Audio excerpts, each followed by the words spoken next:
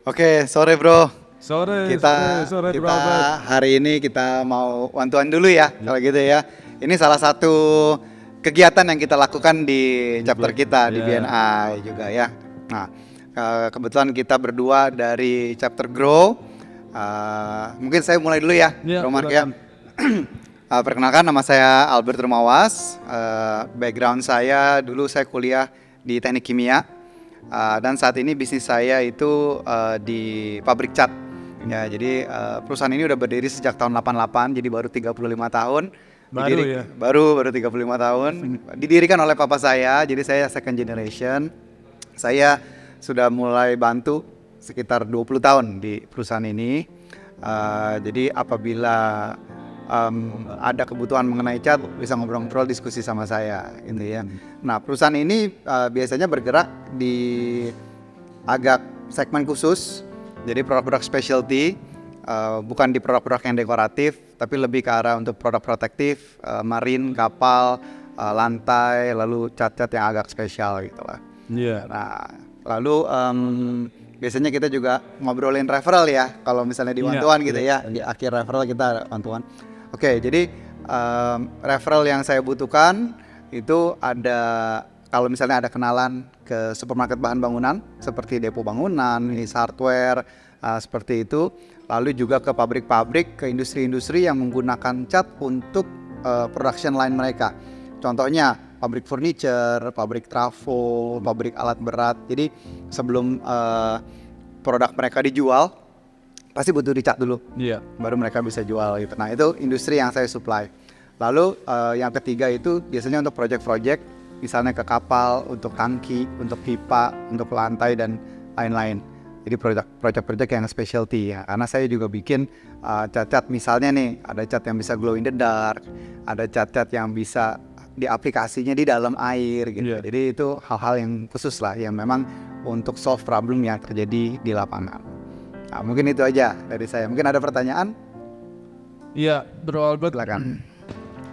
Ya kalau cat yang spesial gitu termasuk vinil yang vinil apa cat epoksi yang buat lantai Ya, gini. ya. Itu bisa custom ya. Bisa, Jadi warnanya apa gitu bisa sangat bisa. dipilih. Warnanya, kualitasnya, lalu nanti cara aplikasinya biasanya dengan menggunakan apa, bisa. Itu nanti memang bisa karena kita pabrik dan Pegang dulu. iya, karena kita pabrik dan kita ada labnya ya untuk R&D. Jadi memang kita bisa custom sesuai dengan permintaan dari kliennya, dari customernya. Iya, Kurang lebih seperti itu. Iya. Oke, silakan. Ya soalnya aku ada rencana mau buat call center baru gitu loh.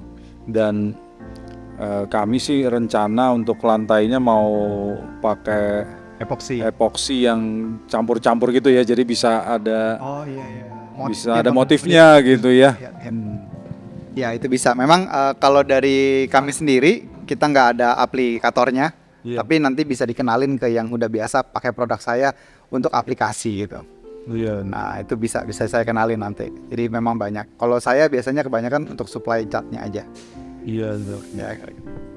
Kalau yang glow in the dark gitu biasa ada yang buat bangunan nggak? Kalau glow in the dark memang biasanya untuk bangunan. Jadi biasanya glow in the dark saat ini dipakai itu untuk evacuation route. Jadi rute Oh, iya. evakuasi di tangga darurat. Misalnya itu dia untuk batas anak tangganya, supaya orang kalau memang lagi gelap gulita itu ada tahu batas anak tangganya sampai mana supaya mereka nggak jatuh. Lalu railing tangga, lalu kusen pintu. Jadi cuman area-area seperti itunya aja yang dikasih cat glow in the dark supaya waktu lampu mati itunya nyala. Batas-batas anak tangga, railingnya, jadi orang bisa evakuasi dengan aman sampai ke titik kumpulnya di luar gedung lah misalnya atau di mana gitu. Tapi kalau tangga kita pakai keramik gitu di catnya di mana? Di atas keramiknya bisa. Dia sekarang. Di atas keramiknya ada cat yang bisa nempel di atas keramik langsung. Tanpa keramiknya harus dihancurin atau harus dibongkar dulu gitu ya. Ada bisa seperti itu. Oke. Iya. Oh, Ya kalau gitu ya boleh juga sih, menarik juga kalau yang ya saya juga tadinya pikir glow in the dark di mana ya. Kalau buat ujung tangga gitu boleh juga sih. Buat safety, lebih Ya buat safety ya. biasanya untuk high rise building, apartemen. Iya. Showcase. Jadi memang buat compliance terhadap K3 juga kan bagus Iya, ya betul. seperti itu ya. Oke dah Dan kalau kalau gitu. misalnya untuk mall atau yang mereka punya parkiran basement, nah itu mereka bisa untuk jadi signage-nya untuk arah jalur keluar misalnya seperti itu. Oke. Nah, kurang lebih kalau cat yang glow in the dark seperti itu. Lebih ke arah proteksinya sih, untuk security-nya dibandingkan untuk dekoratif ya, untuk estetik gitu dibandingkan untuk itu. Kayak saat ini cat glow in the dark saya itu dipakai di gedung KPK yang di Kuningan, itu untuk di evacuation route-nya, sama di ujung anak tangga, railing tangga, sama di kusen pintu. Nah, jadi untuk penunjuk jalur evakuasi seperti itu. Nanti. Nah, mungkin dari saya itu aja sedikit. Mungkin sekarang silakan. Iya, oke. Kalau gitu nanti ada referral dari saya kalau gitu ya. Oke, sip. Dari Thank you, aku bro. untuk ya kita lagi bangun satu call center yang baru dan juga di kantor pusat untuk yang glow in the dark ya, untuk safety. Iya. Oke, thank you Bro Albert. Oke, sekarang Ya. giliran Bro Mat. Ya, sekarang ya. Oke, gantian. Ya, nama aku Mark Elia Saputra.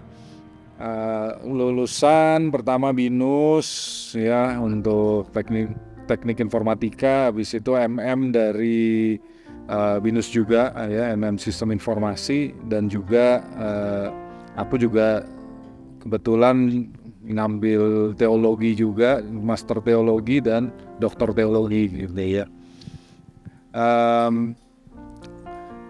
Sekarang ini aku jadi direktur utama CEO di PT Valdo Internasional. Klasifikasi bisnis kami bisnis proses outsourcing.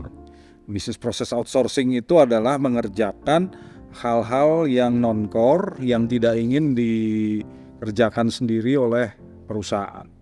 Ya, jadi banyak sekali proses-proses yang harus dikerjakan tapi sebetulnya tidak secara langsung berpengaruh terhadap intinya proses perusahaan itu gitu ya. Seperti misalnya telemarketing itu biasanya perusahaan akan memilih untuk meng-outsource-nya karena kalau mereka buat sendiri di dalam, mereka harus punya expertise ya, mereka harus punya sistem, mereka harus punya tempat yang mungkin besar sampai dengan merekrut tenaga kerja dan mengembangkan tenaga kerja itu. Nah, kami sudah punya sekitar 2000 seat untuk call center, termasuk yang tadi telemarketing, juga telecollection, customer service, telesurvey dan sebagainya. Itu juga tersebar di beberapa kota di Indonesia. Saat ini selain di Jakarta, center kami yang besar itu di Yogyakarta gitu ya. Sekarang sedang berkembang juga di Yogyakarta karena ya kita tahulah masalah utama yang di Jakarta itu adalah UMK. UMK-nya Yogyakarta kan jauh lebih murah gitu ya. Jadi banyak klien yang minta dibuatkan di sana. Nah, kalau kami sih open aja. Mau di Jakarta bisa karena lebih mudah dipantau, mau di Yogyakarta juga bisa, mau di kota lain juga ada, Bandung, Surabaya, Medan, itu bisa kami siapkan karena kami sudah punya center-center di sana. Ya, selain itu juga kami memberikan layanan lapangan, field, yaitu field sales yang melakukan canvassing ke pasar langsung ya, mencari prospek yang bisa di approach ya. Karena kalau telemarketing lewat telepon kan belum tentu bisa memberikan sampel misalnya gitu loh. Jadi kalau dengan field sales kita bisa langsung ke calon customer, bisa kasih lihat sampelnya seperti ini gitu ya, mereka bisa lihat sendiri dan kemudian tinggal di follow up untuk jadi regular customer mungkin gitu. Nah, itu contohnya field sales, field survey, juga field technician ya, teknisi lapangan yang tugasnya mengunjungi klien untuk memperbaiki masalah teknis gitu ya. Dan satu lagi layanan kami adalah yang terkait dengan tenaga kerjanya saja. Jadi kalau tadi prosesnya kami kerjakan, ada beberapa klien yang berkata, ya udah saya cuma butuh orangnya aja. Ya udah, kita juga bisa sediakan orangnya, dan saat ini jadi karyawannya mereka. Ya, jadi seperti jadi karyawan mereka, tapi sebetulnya itu karyawan saya. Karyawan saya, tapi kerjanya di tempat klien. Oh, oke. Ya. Nah, kalau yang seperti itu klien tinggal memberitahu aja butuh berapa orang, spesifikasi requirements-nya seperti apa. Nanti kami akan carikan mau ditempatkan di mana gitu ya. Nanti kasih tahu aja. Belum lama ini juga ada yang minta dicarikan orang untuk ditempatkan di Bitung gitu, misalnya Bitung Sulawesi Utara gitu ya. Oh. Dan tadi tim saya melapor udah ada kandidatnya nih gitu. Ya, yang mau ditempatkan di sana karena spesifikasinya sangat khusus. Di sana kelihatannya nggak ada, jadi harus dari Jakarta dikirim ke sana, harus tinggal di sana mungkin setahun. Ya tentunya nggak mudah gitu ya. Tapi ada yang mau nih. Ya tim saya tadi bilang ada yang mau. Ya udah, bagus kalau begitu, dapat nih ya. Asal dia tahan lama gitu ya. Karena kalau outsourcing itu, kalau orangnya keluar kita harus ganti. Ya jadi itu cari penggantinya juga cari resikonya nggak, ya penggantinya nggak mudah gitu. Jadi betul risiko untuk mengelola orang itu memang ditransfer ke kami. Iya. Ya. Dan saat ini kami ada di seluruh Indonesia, dari Sumatera sampai ke Papua tuh ada orang kelolaan kami. Ya. Dan karena pengalaman kami mengelola sistem dan tenaga kerja saat ini sudah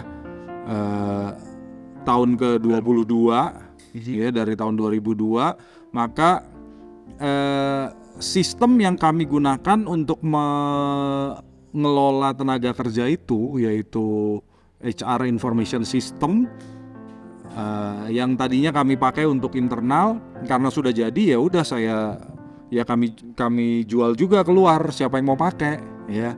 Jadi itu layanan baru, yaitu HR Information System yang bisa dipakai oleh perusahaan manapun. Karena ya. untuk HR gimana? Untuk HR betul, karena kita udah buat berdasarkan pengalaman kami. Ya udah, siapa yang mau pakai silakan dipakai gitu ya. Dan yang berhubungan sama HR deh. Gitu. HR semua, iya betul. Mulai dari absensi, shift, kemudian cuti, payroll, task management. Jadi misalnya kita mau suruh tim kita, oke, tugas kamu hari ini. Misalnya kalau office boy kan kamu harus bersihin ini gitu ya. Nah itu udah ada, dia tinggal ikutin pakai aplikasi. Tapi itu dengan karyawan yang saat ini sudah ada?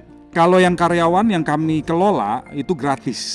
Oh, okay. Jadi sudah jadi bagian layanan. Tapi kalau perusahaan yang karyawannya tidak kami kelola dan mau menggunakan sistem ini, ya boleh pakai dengan biaya sangat murah sih, yaitu 15.000 per orang per bulan. 15.000 rupiah saja, udah dapat semuanya, termasuk per orang karyawan yang menggunakan, udah dapat semuanya. Dan juga kita udah yang istimewanya adalah kami punya e-wallet yang bisa dipakai untuk bayar kris, untuk beli pulsa, beli token PLN, dan juga ada loan. Nah, jadi loan itu nanti bisa di-disburse ke e-wallet sehingga pencairannya cepat. Jadi karyawan baru ajukan, bos saya mau minta kasbon, bosnya bilang oke, langsung masuk di wallet dia. Kalau pakai bank nunggunya besok baru masuk ya kan, karena kan perusahaan juga nggak mau dong ada yang minta langsung disburse, maunya kan semua baru disburse. Jadi akhirnya masuknya besok. Tapi kalau pakai e-wallet bisa saat itu juga. Jadi cepat sekali. Si karyawan senang. Kenapa loan itu penting? Untuk mental health mereka gitu loh. Kalau mereka benar-benar punya sesuatu yang emergency dan mereka nggak bisa mengatasinya, ya generasi sekarang biasanya akan terganggu gitu loh ya. Jadi dengan adanya feature ini, kita sebagai employer memberikan mereka kemudahan dan juga sekaligus membantu mental health mereka. Gitu. Dan loan-nya juga bisa ada terminnya berapa bulan gitu atau? Nah, kami sedang bekerja sama dengan provider yang bisa memberikan term. Ya kalau sekarang seperti kasbon gitu ya, dia pas gajian potong gitu. Tapi sekarang kita lagi kerjasama ya dengan yang bisa memberikan bulanan. Nah kalau misalnya perusahaan mau kasih loan sendiri secara in-house ya silakan. Kalau enggak ya saat ini kami dibantu oleh teman kita juga di dalam chapter Grow, yaitu dari Bu Eva dari Hartana gitu ya. Cuma sekarang kami lagi menjajaki kerjasama dengan yang termnya bisa lebih panjang. Oke. Begitu. Ya begitu Bro Albert, mungkin ada pertanyaan. Oke. Tadi ada yang kepikir begini. Kalau misalnya kita mau atur ada orang yang canvassing misalnya ya, field sales gitu ya. Nah, field sales itu apakah nanti di training terus nanti dia menjadi kayak semacam ya tim marketingnya dari si kliennya tersebut ya. Jadi di trainingnya juga ini, tapi bukan karyawan tetapnya si klien gitu ya jadi cerita. Iya betul. Iya betul. Jadi nantinya mereka itu akan di hire ya, lalu dikasih trainingnya itu biasanya dari dua pihak. Kalau dari pihak kami adalah kode etik gitu ya, kemudian soft skill, dan kalau dari klien biasanya akan menjelaskan tentang product knowledge gitu ya. Nah kemudian kalau perlu kita juga beberapa klien juga menginginkan semua tim kita harus di training sales yang lebih canggih gitu ya. Kalau seperti itu ya kami biasanya kerjasama dengan Bu Ana dari Corpora gitu ya. Ya udah upgrade, upskilling mereka. Oke, biar semua begitu masuk levelnya sama nih, knowledge level untuk salesnya itu juga bisa. Nah mereka nanti ditempatkan di klien seperti orang klien, tetapi secara legal mereka karyawan aku gitu. Oh iya. Ya jadi kalau misalnya ada si A gitu ini kurang bagus, nanti Bro Albert bilang aja ini performance-nya jelek. Ya udah nanti jadi kita lihat kan klasifikasi yang sama, tugas yang sama, iya. tapi orang si B gitu. Iya, kita ganti si B, si A ini kita replace. Nggak perlu repot. Nggak perlu. Ya. Kan biasa kita kan pasti males kan kalau suruh. Saya tuh lagi cari orang untuk bisa di sosial media untuk ngurusin IG kantor juga. Iya.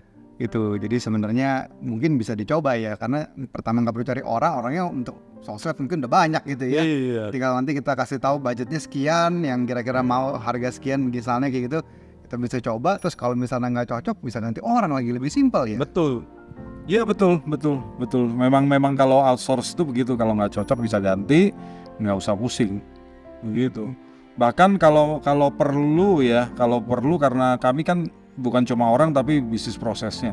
Kalau perlu mereka malah nggak usah kerja di tempat klien, kerjanya di tempat kami ya. Kita yang sediain tempat bisa sampai 24 jam. Ya, kalau dibutuhkan, karena betul. Ada beberapa klien juga yang mau supaya orang kami itu menghandle interaksi yang terjadi malam-malam begitu ya. Oh iya. Jadi bisa juga. Kayak misalnya untuk di sosmed dan butuh foto produk misalnya, dia nggak perlu datang tiap hari ya. Dia datang, dia foto-foto produk yang dia perluin, mungkin seminggu sekali atau 2 kali seminggu. Sisanya dia kerja sendiri. Yang penting ya sesuai KPI-nya. Dia harus bikin konten berapa per hari atau bagaimana gitu ya. Iya, kira-kira. Iya. Iya betul banget ya. Okay. Dan jadi kalau misalnya dibutuhkan pun kita bisa sediain infrastrukturnya. Jadi untuk komputer, internet segala nggak usah dikasih, udah kita yang sediain. Jadi bisa sampai begitu karena beberapa klien kami itu bahkan meminta ya udah semua perangkat kerja mereka itu disediain sama Valdo aja, sampai ke mobil. Oh ya, seperti contohnya mobil teknisi TV kabel yang pakai tangga di atasnya, itu kami juga punya beberapa. Oke. Jadi sampai yang kayak gitu aja ada gitu loh. Kalau jadi bukan cuma ininya tapi ininya pendukungnya juga lah. Iya, betul banget. Berarti kayaknya mungkin bisa ada referral untuk Bro Mark gitu. Oke. Thank you. Jadi memang kita di BNI ini ya, dalam chapter kita di Grow itu juga kita selain one to one, kita berusaha untuk saling langsung memberikan referral juga, kira-kira siapa yang kita bisa kenalin ya ke teman-teman kita di dalam chapter ya. Betul. Seperti itu ya. Oke. Kalau gitu mungkin sesi one to one kita sudahi kalau misalnya ini. Thank you. Thank you Bro Albert. Terima kasih.